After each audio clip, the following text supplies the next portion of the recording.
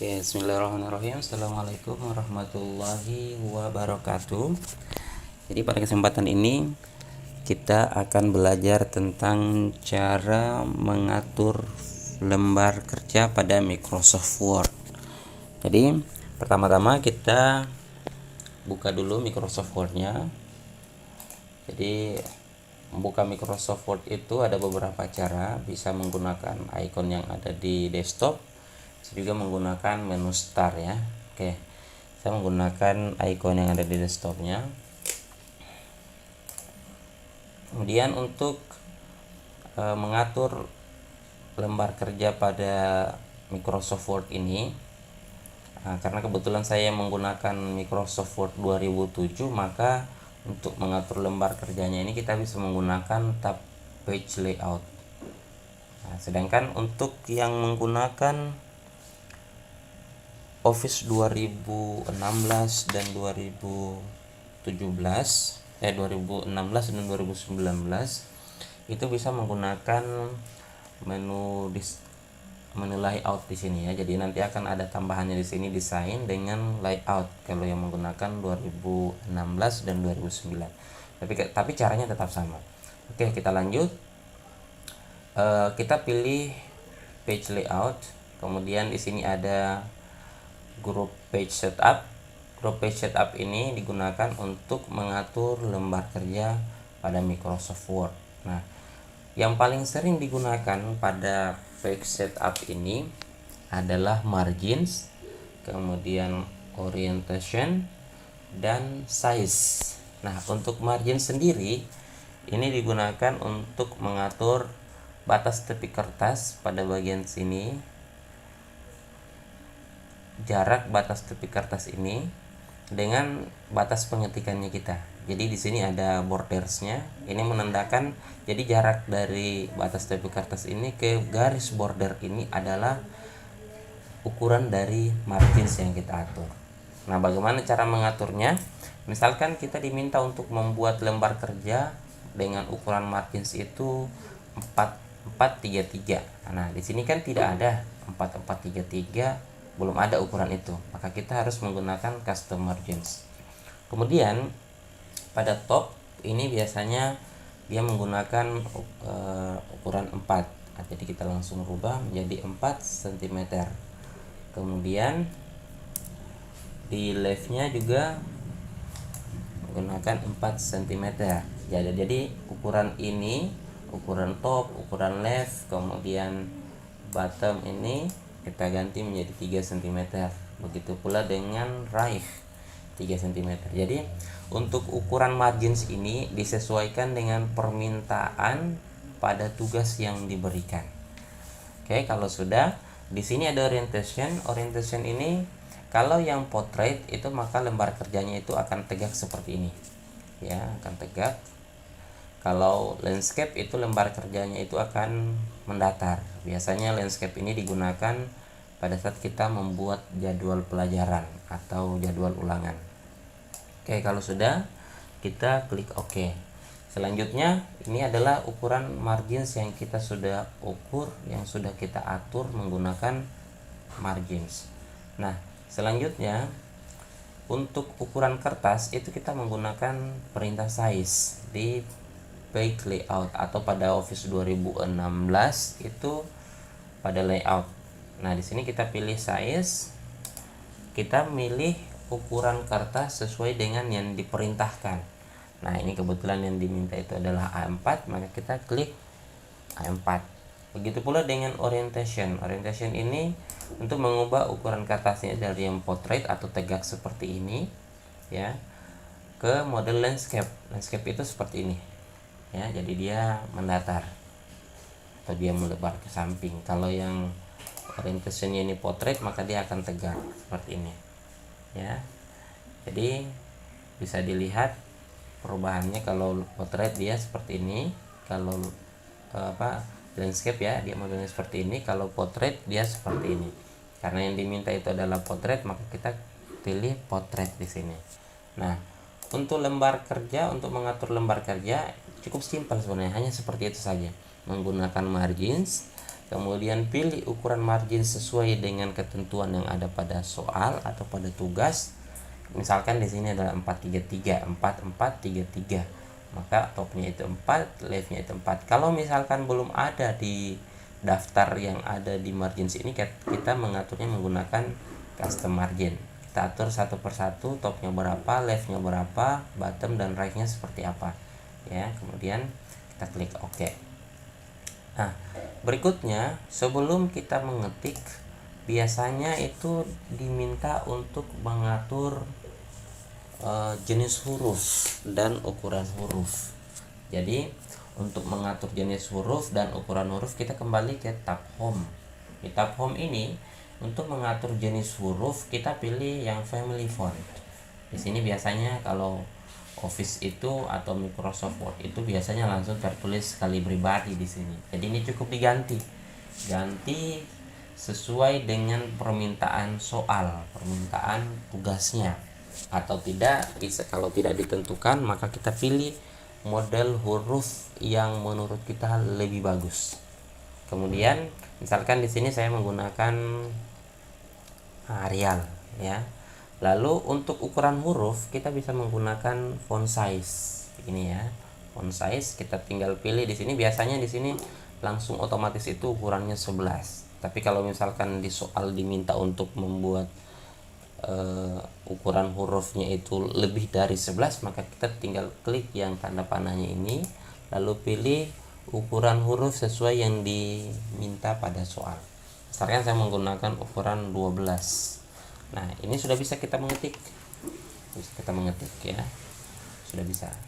Nah, kemudian sebelum kita mengetik, biasanya kita juga diminta untuk mengatur spasinya, spasi huruf atau spasi paragraf. Nah, spasi yang dimaksud di sini bukan tombol spasi ya yang di keyboard, bukan, tetapi jarak barisnya. Misalkan untuk mengatur jarak baris ini atau spasi baris ini, kita bisa menggunakan nih line spacing ya. Untuk mengetahui nama icon-icon yang ada di sini sebenarnya gampang. Kita cukup mengklik atau mendekatkan kursor pada nama ikonnya atau pada gambar ikonnya, maka biasanya itu akan langsung muncul namanya. Nah, kita pilih di sini, kemudian pilih di sini ukuran spasi berdasarkan permintaan soal ya. Misalkan kita diminta untuk membuat paragraf itu atau membuat teks dengan ukuran spasi 2,0, maka kita memilih ukuran spasi 2,0. Nah, bagaimana kita mengecek perbedaan antara kita sudah mengubah spasinya itu dengan belum? Nah, pertama kita coba untuk mengetik. Misalkan ini hanya contoh saja. Nah, pada saat kita enter, ini akan berbeda jaraknya. Nah, inilah ukuran spasi 2,0 tadi yang kita sudah gunakan. Kalau misalkan kita tidak menggunakan 2,0, misalkan yang baris ketiga dan keempat ini saya menggunakan spasi 1 misalkan, maka jaraknya itu akan lebih rapat ketimbang yang menggunakan spasi 2,0. Nah, ini perlu diperhatikan ketika mengetik, karena ketika jarak spasinya ini tidak diperhatikan, biasanya kita akan heran, kok kenapa teksnya itu rapat, yang ini rapat, yang ini renggang sekali barisnya. Nah, ini biasanya diatur pada line spacing atau pengaturan jarak spasinya. Oke, jadi mungkin itu saja. Oh ya, satu lagi. Misalkan kita ingin membuat paragraf baru. Nah, ini misalkan saya hapus. Kita misalkan ingin membuat paragraf baru.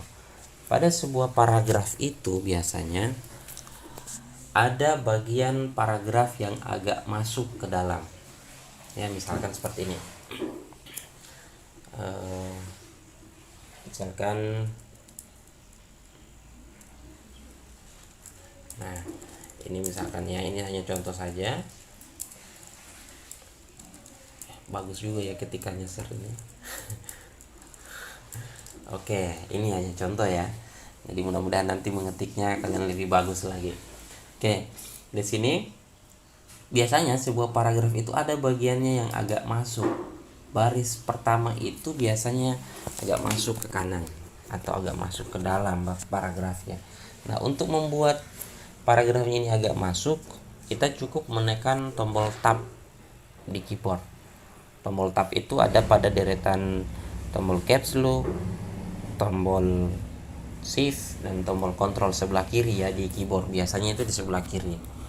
Nah, ini maka secara otomatis akan terbentuk kepala paragrafnya atau baris barunya.